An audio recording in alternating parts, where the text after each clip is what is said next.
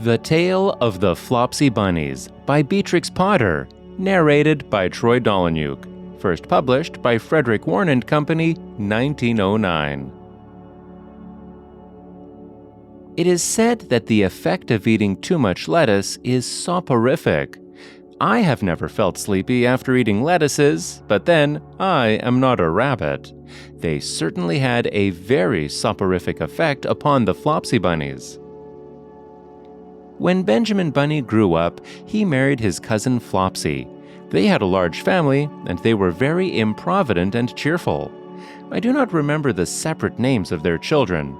They were generally called the Flopsy Bunnies. As there was not always quite enough to eat, Benjamin used to borrow cabbages from Flopsy's brother, Peter Rabbit, who kept a nursery garden. Sometimes Peter Rabbit had no cabbages to spare.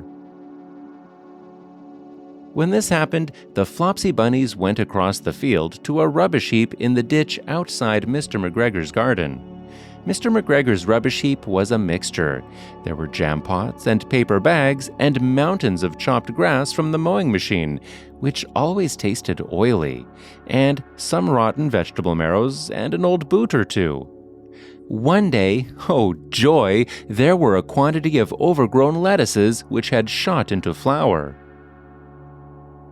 The Flopsy Bunnies simply stuffed lettuces. By degrees, one after another, they were overcome with slumber and lay down in the mown grass. Benjamin was not so much overcome as his children. Before going to sleep, he was sufficiently wide awake to put a paper bag over his head to keep off the flies. The little Flopsy Bunnies slept delightfully in the warm sun. From the lawn beyond the garden came the distant clackety sound of the mowing machine. The blue bottles buzzed about the wall, and a little old mouse picked over the rubbish among the jam pots. I can tell you her name. She was called Thomasina Tittlemouse, a wood mouse with a long tail. She rustled across the paper bag and awakened Benjamin Bunny. The mouse apologized profusely and said that she knew Peter Rabbit.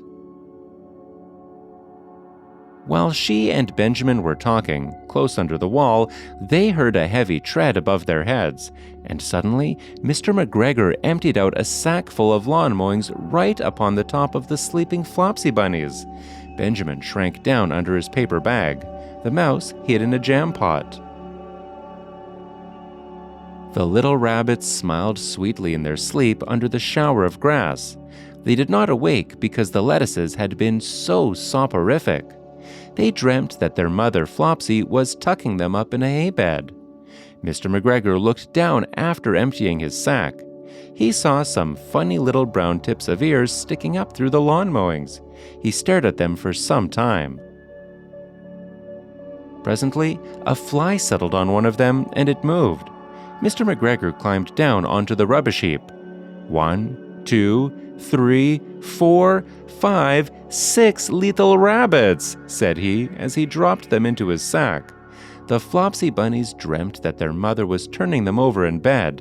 They stirred a little in their sleep, but still they did not wake up. Mr. McGregor tied up the sack and left it on the wall. He went to put away the mowing machine. While he was gone, Mrs. Flopsy Bunny, who had remained at home, came across the field. She looked suspiciously at the sack and wondered where everybody was. Then the mouse came out of her jam pot, and Benjamin took the paper bag off his head, and they told the doleful tale. Benjamin and Flopsy were in despair. They could not undo the string. But Mrs. Tittlemouse was a resourceful person. She nibbled a hole in the bottom corner of the sack.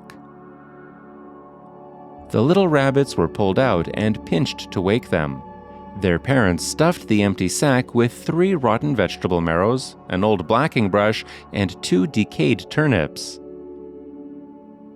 Then they all hid under a bush and watched for Mr. McGregor.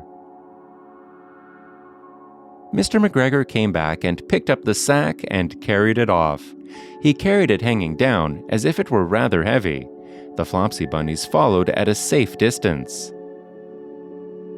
They watched him go into his house, and then they crept up to the window to listen. Mr. McGregor threw down the sack on the stone floor in a way that would have been extremely painful to the Flopsy Bunnies if they had happened to have been inside it. They could hear him drag his chair on the flags and chuckle. 1, 2, 3, 4, 5, 6 little rabbits, said Mr. McGregor.